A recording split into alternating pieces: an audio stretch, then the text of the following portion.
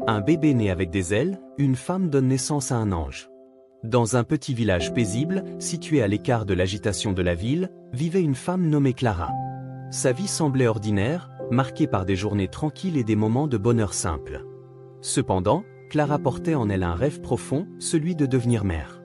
Ce rêve avait pris racine en elle dès son plus jeune âge, mais le chemin vers la maternité ne s'était pas révélé facile. Après plusieurs années de tentatives infructueuses, elle avait enfin appris qu'elle était enceinte. Un miracle. Un rêve devenu réalité.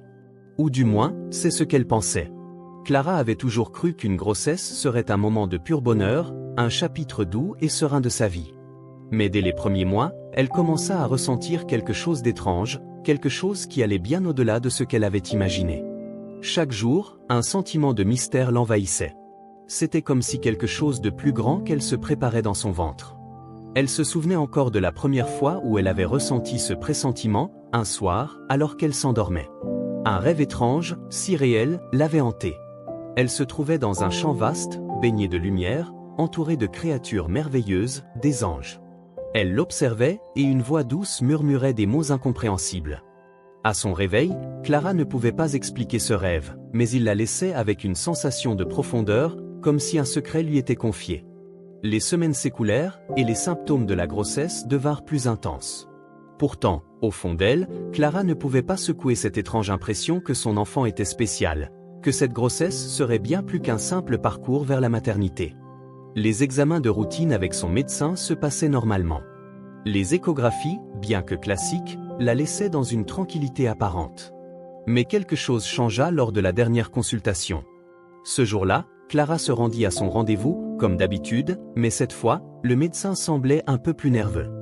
Il avait souri en l'accueillant, mais Clara remarqua une lueur d'inquiétude dans ses yeux. « Clara, nous devons vérifier quelque chose de nouveau, dit-il en la conduisant vers la machine à échographie. Le gel froid qui recouvrait son ventre semblait plus étrange ce jour-là. Elle n'avait pas peur, mais une petite voix dans sa tête lui murmurait que quelque chose d'important allait se produire. L'échographie commença. Clara scrutait l'écran, espérant voir la silhouette de son bébé. Le médecin, cependant, ne disait rien. Il observait intensément, ses sourcils froncés. Un long silence s'installa, lourd et inconfortable. Finalement, il rompit le silence. « Je vais faire quelques ajustements, murmura-t-il, avant de manipuler la machine avec une concentration accrue. » Clara commença à se sentir nerveuse. Pourquoi ce silence? Pourquoi cette attention particulière? Ses mains se crispèrent sur le bord de la table. « Docteur, est-ce que tout va bien ?» demanda-t-elle, sa voix tremblante.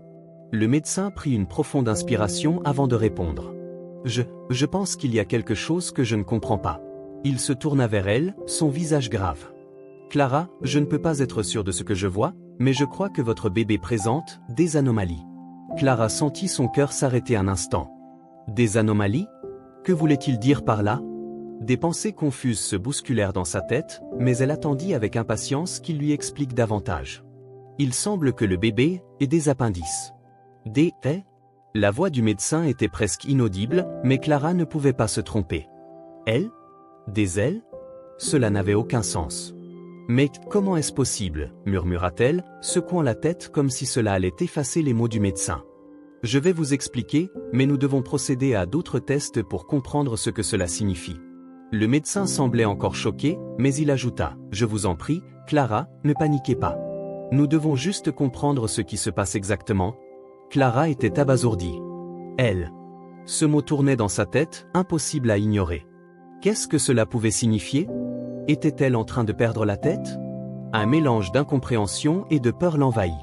Elle se leva, presque comme si elle voulait fuir cette réalité. Mais elle savait qu'il n'y avait pas d'échappatoire.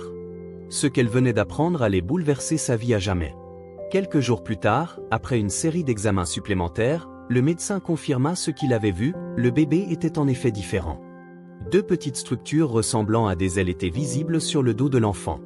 Ces ailes étaient petites, translucides et légèrement éthérées, comme si elles n'étaient pas entièrement matérielles. Le médecin, bien que scientifique et rationaliste, ne pouvait pas expliquer ce phénomène de manière logique. Les jours qui suivirent furent marqués par la confusion et l'angoisse. Clara était partagée entre l'émerveillement et la terreur. D'un côté, elle ne pouvait s'empêcher de voir son enfant comme un miracle, un être exceptionnel. Mais de l'autre côté, elle était assiégée par la peur du jugement des autres, par la peur que son bébé soit rejeté ou incompris. Un enfant avec des ailes? Était-ce un signe divin ou une anomalie génétique rare? Elle en parla à son mari, Marc. Quand il entendit la nouvelle, il resta silencieux pendant un long moment. Puis, il posa ses mains sur ses tempes, comme s'il cherchait à comprendre ce qui se passait dans sa tête. « Clara, je ne sais pas quoi dire. C'est incroyable. Mais tu sais, on doit être fort. Pour notre bébé. Peu importe ce que les autres vont penser. » Marc semblait essayer de rassurer Clara, mais au fond, lui aussi était dévasté par l'inconnu. Le couple se rendit rapidement à l'évidence. Personne n'avait jamais vu quelque chose de pareil, et personne ne savait comment réagir. Les semaines passèrent, et Clara se rendit compte que les signes qu'elle avait ressentis au début de sa grossesse n'étaient pas des coïncidences. Ses rêves d'ange, cette sensation de mystère omniprésente, tout avait un sens. Son bébé n'était pas ordinaire, et elle devait accepter cette vérité, aussi déconcertante et effrayante soit-elle. Elle se demanda si ce petit être à l'intérieur d'elle pourrait un jour comprendre ce qui se passait, ou si le monde serait prêt à l'accepter. Au fur et à mesure que la grossesse avançait, Clara se sentit de plus en plus liée à son enfant. Elle pouvait presque entendre les battements d'ailes dans ses rêves, une sensation douce mais effrayante, comme une promesse d'un avenir bouleversé. Elle avait besoin de réponses, mais la réalité semblait lui échapper. Elle se rendit compte que ce voyage serait bien plus complexe qu'elle ne l'avait jamais imaginé. Clara se sentait de plus en plus perdue dans un tourbillon de confusion et d'inquiétude. Chaque fois qu'elle regardait son ventre, la réalité de la situation lui frappait de plein fouet. Son bébé allait naître avec des ailes. Les images des anges dans ses rêves revenaient sans cesse, mais elle ne faisait que multiplier ses questions. Que signifiait tout cela? Était-ce un miracle ou une malédiction déguisée? Les semaines s'écoulèrent, au fur et à mesure que la date de l'accouchement approchait, Clara se sentit de plus en plus isolée. Marc, bien qu'il essaie de la soutenir du mieux qu'il pouvait, n'avait pas les réponses non plus. Ils se rendirent à l'évidence, personne dans leur entourage ne comprendrait ce qui se passait. Les médecins, les amis, la famille, tout le monde allait poser des questions qu'ils n'avaient pas les moyens de répondre. Clara commença à chercher des réponses ailleurs. Elle se rendit chez des voyants, des experts en spiritualité, et même des médiums, espérant trouver un indice sur le sens de ce qui lui arrivait. Mais à chaque rencontre, les réponses se faisaient de plus en plus floues. Certains lui disaient que son enfant était un ange envoyé du ciel, un messager divin. D'autres affirmaient que c'était un signe, une épreuve pour tester sa foi. Mais aucune de ces explications ne la rassurait. Au contraire, elle l'enfonçait davantage dans un gouffre de doute. Un jour, alors qu'elle marchait dans les rues du village, Clara croisa une vieille femme assise sur un banc. La femme la regarda, ses yeux brillants de sagesse, comme si elle savait exactement ce que Clara portait en elle. Sans un mot, la vieille lui fit signe de s'approcher. Clara, bien que surprise, obéit. La vieille femme prit ses mains dans les siennes et dit d'une voix douce mais ferme. « Ton enfant est spécial, ma chère. Ne doute pas de ce que tu ressens. Les ailes de ton bébé sont un signe de lumière, un cadeau, pas une malédiction. Le monde n'est pas prêt à comprendre, mais tu ne dois pas avoir peur. Ton enfant est destiné à accomplir quelque chose de grand. » Les paroles de la vieille femme résonnèrent profondément en Clara. Mais elle se sentait toujours perdue, incertaine de ce qu'il fallait faire. De retour chez elle, elle se mit à réfléchir à cette rencontre. Le monde n'était pas prêt. Ce simple fait la hantait. Clara comprenait que le chemin serait difficile. Elle et Marc devraient affronter des regards curieux, des jugements, et probablement même de la peur de la part des autres. Le jour de l'accouchement arriva enfin. Clara était épuisée, à bout de force, mais elle savait que le moment était venu. À l'hôpital, l'atmosphère était tendue. Les médecins et le personnel étaient au courant de la situation particulière de Clara, mais aucun d'entre eux ne savait à quoi s'attendre. Les murmures étaient nombreux, mais personne n'osait poser la question qui brûlait les lèvres de tous. Le bébé aurait-il vraiment des ailes? Clara, soutenue par Marc, se retrouva dans la salle d'accouchement. L'intensité de la douleur était immense, mais au fond d'elle, elle savait qu'elle traversait un moment historique, un instant qui resterait gravé à jamais dans l'histoire de l'humanité. Le personnel médical était en alerte, prêt à agir, mais tous se retrouvaient à observer ce phénomène avec un mélange de fascination et d'inquiétude. Enfin, après une longue période de travail, Clara poussa une dernière fois, et le bébé vint au monde. Dans une éclatante explosion de lumière, les ailes se déployèrent, petites et lumineuses, presque translucides. Clara eut un instant de pure stupeur, oubliant même la douleur de l'accouchement. Ce qu'elle tenait dans ses bras n'était pas un enfant comme les autres. c'était un miracle vivant, une créature qui défiait toute logique, toute compréhension. Le médecin, après quelques secondes de silence, s'avança et posa doucement une main sur le bébé. « C'est incroyable » murmura-t-il. Mais il n'eut pas d'autre mot à dire. À cet instant, toute la pièce semblait suspendue dans le temps, le monde extérieur se dissipant. Clara n'entendait plus rien, sauf le léger battement des ailes de son bébé. « Je vais appeler les autorités » dit l'infirmière, son visage pâle. « Cela va au-delà de tout ce que nous avons appris. » Clara regarda son bébé, son cœur rempli de sentiments contradictoires. De l'amour, de la crainte, de la confusion, mais surtout une immense tendresse. Elle caressa doucement la peau douce de son enfant, et les ailes se replièrent, comme pour s'endormir sous son toucher. Ce petit être, son propre enfant, portait le poids d'un mystère qu'elle n'était même pas sûre de vouloir résoudre. Et pourtant, elle ne pouvait pas détourner son regard. Il était là, il était réel, et il était à elle. Les jours suivants furent une épreuve. Le monde entier s'intéressa à cette naissance extraordinaire.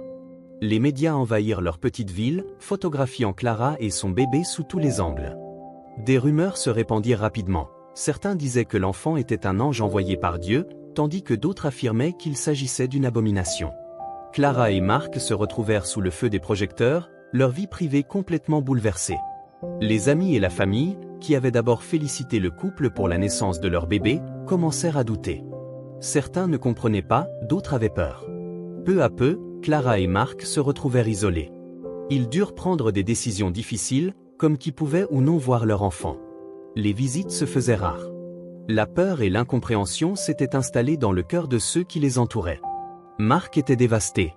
Chaque jour, il voyait Clara souffrir. « Je t'en prie, Clara, lui dit-il un soir, nous devons protéger notre bébé. Le monde ne comprendra jamais ce qu'il représente. Nous devons l'aimer, mais aussi le protéger des jugements, de la peur des autres. » Clara acquiesça silencieusement, mais son cœur était lourd. Elle savait qu'ils ne pouvaient pas garder leur enfant caché pour toujours. Elle savait que le monde finirait par connaître la vérité. Et quand cela arriverait, tout changerait. Elle avait l'impression d'être coincée entre deux mondes, celui de l'amour pur pour son enfant et celui de l'acceptation d'un futur incertain. Mais Clara ne se rendait pas. Elle avait un instinct profond qu'elle ne pouvait ignorer. Son bébé avait un but. Un grand but. Elle devait comprendre ce qu'il était destiné à accomplir, et elle ferait tout pour protéger cette vérité. Les semaines qui suivirent la naissance de l'enfant Angélique furent un tourbillon de tensions et de bouleversements. Clara et Marc se retrouvaient constamment dans l'œil du cyclone médiatique, leur vie privée exposée à un public qui semblait à la fois fasciné et terrifié. Chaque nouvelle image de leur enfant se répandait à une vitesse vertigineuse sur les réseaux sociaux, et bientôt, la ville entière était en émoi. Les habitants de leur village, autrefois bienveillants et amicaux, semblaient maintenant les regarder de travers, leur sourire devenant plus forcé, leurs gestes plus hésitants. Clara, habituellement calme et résolue, commença à se refermer sur elle-même. Chaque fois qu'elle se rendait à l'épicerie, elle ressentait les regards furtifs des autres, leurs murmures à peine audibles mais pleins de jugement. Les enfants qui autrefois la saluaient joyeusement détournaient le regard, et les voisins, qui avaient partagé des barbecues et des fêtes de quartier, se tenaient désormais à distance. Une après-midi, alors qu'elle se promenait dans les rues du village, Clara croisa une vieille connaissance, Béatrice, une voisine qui l'avait toujours soutenue. Béatrice s'arrêta devant elle, un sourire poli mais triste sur les lèvres. « Clara, je suis désolée, mais je crois que je dois te dire quelque chose » commença-t-elle, ses yeux remplis de compassion mais aussi de peur. « Les gens parlent, tu sais. On se demande si ce bébé est vraiment naturel.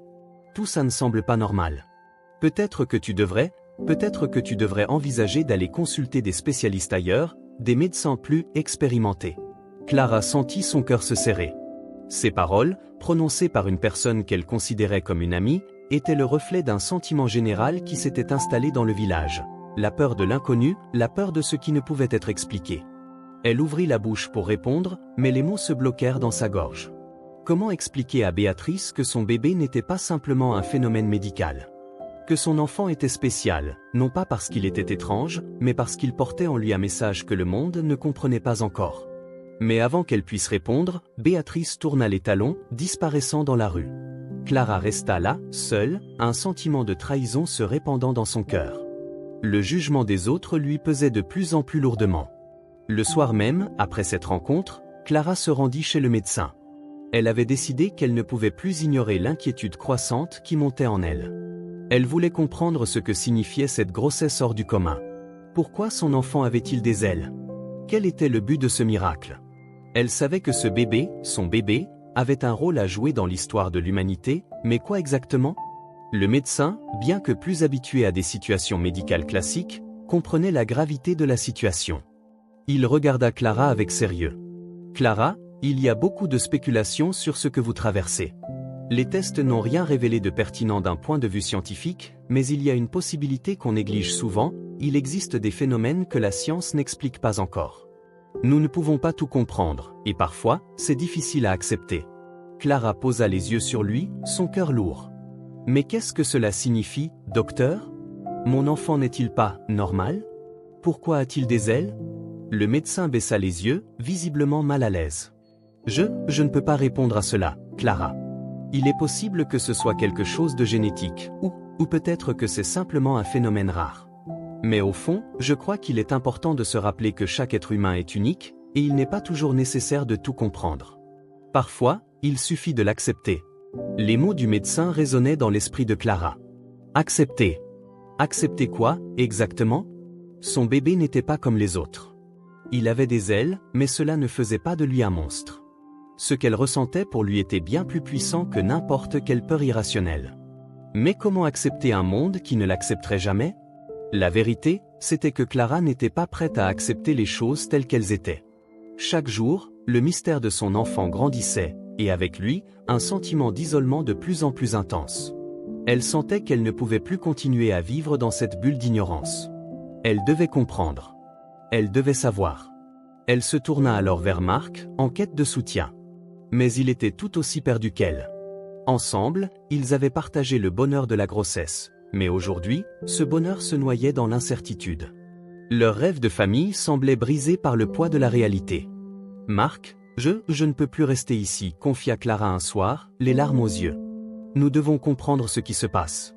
Nous devons partir, trouver des réponses ailleurs. Je ne peux pas continuer à vivre sous ce regard constant. Les gens me jugent, et je ne peux pas les laisser détruire tout ce que nous avons. Tout ce que nous sommes. Marc la regarda, son visage marqué par l'épuisement. Clara, je sais que ce n'est pas facile. Mais où irions-nous? Qui pourrait nous aider? Clara baissa la tête, la réponse lui échappant. Mais quelque part, elle savait qu'il existait des endroits, des gens qui comprendraient. Elle ne savait pas encore où chercher, mais elle sentait au fond d'elle qu'une solution se présentait à l'horizon. Il suffisait de la trouver. Pendant les jours suivants, Clara et Marc prirent une décision radicale, ils quitteraient leur ville natale. Les regards et les jugements incessants étaient devenus trop lourds à supporter. Ils chercheraient des réponses, un moyen de protéger leur enfant, mais aussi de découvrir ce qui le rendait si spécial. Ils se préparèrent à un voyage vers l'inconnu. Ils savaient que ce ne serait pas facile, mais au moins, ils seraient ensemble. Leurs craintes se mêlaient à l'espoir, et même si l'avenir semblait incertain, Clara était prête à tout pour découvrir la vérité. Alors qu'ils commençaient à faire leurs valises, Clara se pencha sur le berceau de son bébé, qui dormait paisiblement. « Je te promets, mon petit ange, nous allons découvrir ce que tu es destiné à faire, » murmura-t-elle doucement. « Je te protégerai, et je serai là, à chaque étape de ton voyage. » Les ailes de l'enfant frémirent légèrement, comme si elle comprenait ses paroles. Les jours suivants furent remplis de préparatifs. Clara et Marc se mirent à planifier leur départ, leurs valises se remplissant de vêtements, de souvenirs, mais aussi de peur et d'incertitude. Ils avaient décidé de partir à la recherche de réponses, de fuir l'intolérance du village, mais aussi d'explorer la possibilité que leur enfant ne soit pas simplement un phénomène inexplicable, mais un messager, un être à part avec un rôle à jouer dans l'histoire de l'humanité. Le voyage les mena à travers des paysages changeants, des montagnes majestueuses aux forêts profondes. Mais plus ils s'éloignaient de la ville, plus le poids de l'inconnu pesait sur leurs épaules. Ils se retrouvaient dans une zone de confort qu'ils n'avaient jamais imaginée, loin de chez eux, loin des regards curieux, mais encore plus loin de la réponse qu'ils cherchaient désespérément. Ils arrivèrent dans une petite ville à la périphérie de la région, une ville où le temps semblait s'être arrêté. C'était un endroit calme, presque paisible, où les gens semblaient plus ouverts d'esprit et moins effrayés par les mystères de la vie. Ici, Clara espérait trouver quelqu'un qui pourrait l'aider, quelqu'un qui pourrait leur offrir des réponses. Ils prirent une chambre dans une petite auberge, à l'écart du bruit de la ville. La première nuit, ils n'arrivèrent même pas à dormir. Le bébé, qui avait grandi et s'était maintenant un peu plus éveillé, semblait observer chaque mouvement autour de lui, comme s'il cherchait lui aussi un sens à ce qu'il vivait. Clara, allongée dans le lit, observait ses petites ailes, repliées autour de lui comme une couverture protectrice. « Pourquoi toi, mon ange ?» se demanda-t-elle, la voix tremblante. Mais une réponse ne vint pas. Au lieu de cela, Clara se leva en silence, se dirigea vers la fenêtre et fixa les étoiles. Elle se sentait si seule dans son voyage. Malgré la présence de Marc, elle avait l'impression d'être la seule à porter ce fardeau. Le fardeau de l'incertitude, de la peur du jugement et de l'incroyable responsabilité qu'elle ressentait d'élever cet enfant particulier. Le lendemain matin, alors qu'ils déjeunaient dans l'auberge, ils rencontrèrent une femme âgée qui les observa attentivement. Elle était assise seule à une table près de la fenêtre, un livre ouvert devant elle. Ses yeux étaient d'un bleu perçant, comme si elle voyait au-delà des apparences, au-delà des simples mots. Clara sentit une étrange connexion avec cette femme, comme si elle savait quelque chose que Clara ignorait. « Votre enfant est-il spécial ?» demanda-t-elle soudainement, sa voix douce mais ferme. Clara sursauta, un peu surprise par la question directe, mais aussi intriguée. « Pourquoi dites-vous cela ?» La femme sourit lentement, puis referma son livre. « Je vois beaucoup de choses dans cette ville. Des gens qui cherchent, des gens qui fuient. Vous êtes tous à la recherche de quelque chose, n'est-ce pas ?» Marc, un peu plus réservé que Clara, observa la femme avec une certaine méfiance. « Que voulez-vous dire ?»« Je ne veux pas vous effrayer, répondit-elle avec un sourire rassurant, mais je peux vous aider. Il y a des forces invisibles à l'œuvre, des mystères au-delà de notre compréhension immédiate. Mais seulement ceux qui sont prêts à voir la vérité peuvent comprendre. » Clara, incapable de retenir sa curiosité, se pencha en avant. « Que savez-vous » La femme prit une profonde inspiration avant de répondre, ses yeux se perdant dans le vide. « Ce que vous avez là, dans vos bras, n'est pas un simple bébé. Il est porteur d'une lumière rare, une lumière qui doit éclairer le chemin pour d'autres. Le monde ne peut pas encore comprendre. Il n'est pas prêt à accepter ce qu'il représente. Mais il sera la clé pour quelque chose de plus grand, quelque chose de profond. » Clara sentit son cœur s'emballer. « Oh, vous savez de quoi vous parlez ?» La femme hocha la tête lentement. « J'ai vu des choses. Vous n'êtes pas les premiers à vivre une telle situation. Il y a eu d'autres, bien avant vous, mais leurs histoires ont été effacées, perdues dans les ombres de l'histoire. Votre enfant est un messager, un guide. Il doit accomplir une mission, mais pour cela, vous devez le protéger, vous devez l'élever avec amour et foi. Le monde, au départ, aura peur de lui. Mais un jour, il comprendra. » Clara se leva brusquement, son esprit en ébullition. « Mais comment savoir ? Comment savoir ce qu'il doit faire ? Et pourquoi nous ? Pourquoi lui ?» La femme la regarda fixement, comme si elle lisait dans son âme. « Parce que vous avez été choisi. Parce que vous avez un lien spécial avec cet enfant. Vous n'avez pas besoin de tout comprendre maintenant. Mais quand le moment sera venu, vous le saurez. Tout ce que vous avez à faire, c'est d'être prêt. » Clara se sentait étourdie.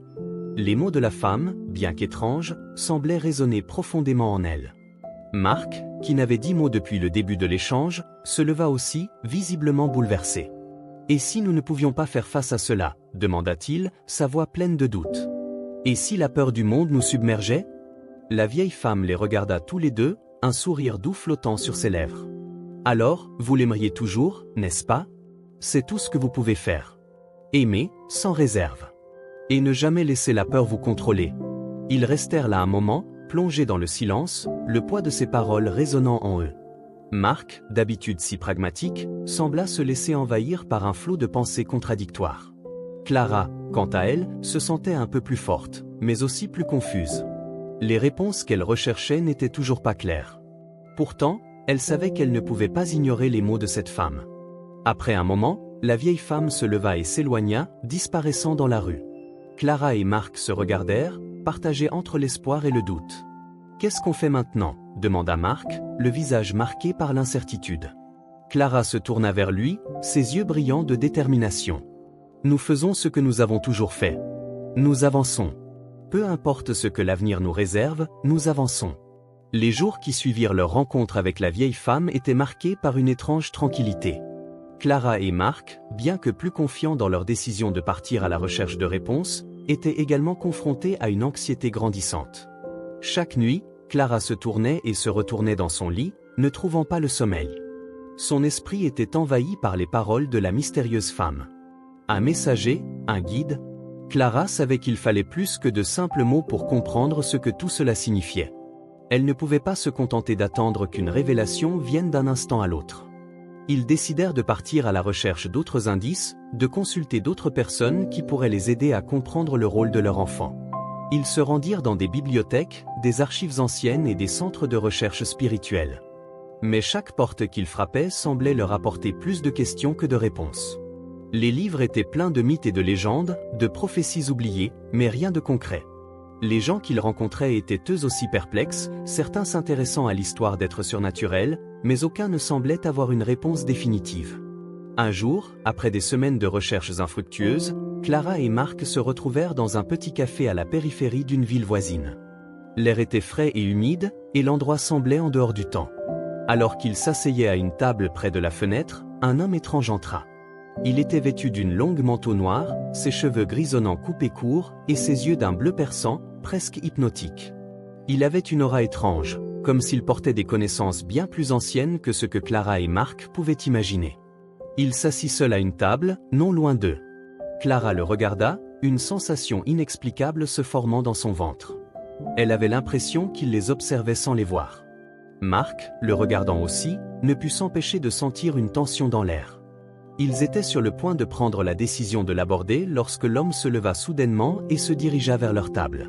« Je vois que vous êtes à la recherche de réponses, dit-il d'une voix calme mais ferme, comme s'il avait toujours su qu'il viendrait vers lui. Clara et Marc se figèrent, surpris et perturbés par son entrée dans leur espace personnel. « Vous, qui êtes-vous » demanda Marc, sa voix tremblante mais déterminée. L'homme s'assit sans attendre de permission, son regard perçant fixant Clara et Marc. « Je m'appelle Elias. Et je sais exactement ce que vous cherchez. » Clara se sentit envahie par une étrange sensation de déjà-vu. Comment cet homme savait-il ce qu'il cherchait? Comment pouvait-il comprendre la profondeur de leur quête? Marc semblait également sceptique, mais une partie de lui savait qu'il ne fallait pas ignorer cet homme. Peut-être avait-il une réponse. « Vous cherchez des réponses concernant votre enfant, » continua Elias, ses yeux se posant sur le bébé endormi dans les bras de Clara. Un être particulier, un messager. Un ange. Clara se figea à l'entente du mot ange. « Comment savez-vous cela » demanda-t-elle, sa voix tremblante d'émotion. Elias sourit lentement, comme si la réponse lui était évidente. « Parce que j'ai vu d'autres comme lui. Beaucoup d'autres. Et je sais ce que vous devez faire. Ce que votre enfant est destiné à accomplir. Mais avant de vous en parler, vous devez comprendre quelque chose de très important. » Marc se pencha en avant, sa curiosité piquée au vif. « Quoi ?» Elias se pencha également, baissant la voix pour que seuls Clara et Marc puissent entendre. « Votre enfant n'est pas simplement un symbole. Il est là pour guérir, pour apporter un changement dans le monde, mais il ne le fera pas seul. Vous devez le préparer à ce rôle, mais vous devez aussi être prêt à faire des sacrifices. Le chemin sera difficile. Vous devrez traverser des épreuves et affronter la peur de ceux qui ne comprennent pas. » Clara, bouleversée par ces paroles, sentit son cœur se serrer. « Sacrifice ? Quel sacrifice ?» Elias ferma les yeux un instant, comme s'il se préparait à dire quelque chose de lourd. « Vous devez être prêt à accepter la solitude, à affronter la haine et l'incompréhension. Vous devrez peut-être abandonner tout ce que vous connaissez. Mais le plus grand sacrifice sera de laisser votre enfant accomplir sa destinée, même si cela signifie qu'il devra s'éloigner de vous un jour. » Les mots d'Elias frappèrent Clara comme un coup de poing. Elle se retrouva paralysée par l'idée de perdre son enfant, de devoir le laisser partir pour accomplir quelque chose d'encore plus grand que ce qu'elle avait imaginé. Marc, tout aussi choqué, serra la main de Clara dans un geste protecteur. « Pourquoi » souffla Marc. « Pourquoi notre enfant » Elias les observa en silence pendant un moment, puis il répondit calmement. « Parce qu'il est celui qui portera la lumière dans l'obscurité. Il est né avec des ailes pour montrer qu'il n'est pas comme les autres. Mais ce n'est pas seulement une question de pouvoir. Il doit apprendre à grandir, à comprendre le monde et à accepter son rôle. Mais il vous faut l'accepter d'abord. » Clara se leva brusquement, son cœur battant à tout rompre. « Nous avons besoin de temps pour réfléchir à tout cela, dit-elle, la voix tremblante. » Elias se leva à son tour et se dirigea vers la porte, sans un mot de plus. Avant de partir, il se tourna une dernière fois vers eux. « Le moment viendra où vous devrez faire un choix. Prenez soin de votre enfant. Ne le laissez jamais partir avant qu'il ne soit prêt. » Il disparut dans la rue, et Clara se retrouva seule avec Marc, son esprit tourbillonnant d'angoisse. Le bébé, dans ses bras, semblait si calme, si serein. Et pourtant Clara sentait que son innocence cachait une destinée plus grande qu'elle ne pouvait comprendre. Marc prit une profonde inspiration et prit la main de Clara. Nous devons être forts, pour lui. Quoi qu'il arrive, Clara hocha la tête, déterminée. Nous le serons,